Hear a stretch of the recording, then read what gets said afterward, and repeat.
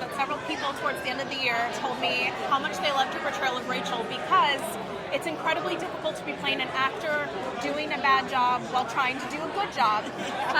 Have other people came up and given you that feedback? Because I think for a lot of actors, you really hit something that they were kind of frightened to see of themselves on screen. Oh, thank you.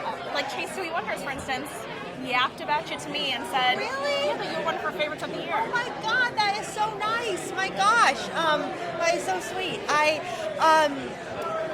think I'm excited that people are kind of.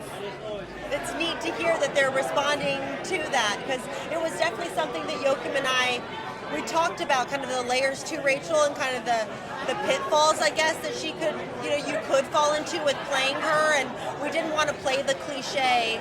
But then you had to play a bit of the Hollywood star because we had to believe that she was a big star. But I love that she is actually talented. She's just miscast, which I think as actors, we've all been there, where you feel a little uncertain or the director's not giving you the answers, and it can be a little scary. So I definitely, of course, I did draw from experiences that I've had, but I do think Rachel, she's a different actor than me, so I definitely had to create something else. But who's here?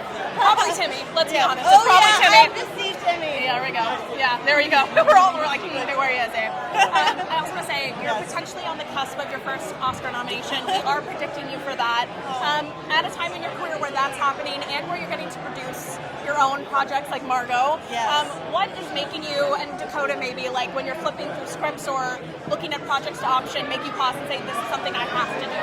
Oh man, that's so nice. I know it's such an exciting time and an exciting year. I mean, I think, I've been acting for a very long time, since I was 2, I guess.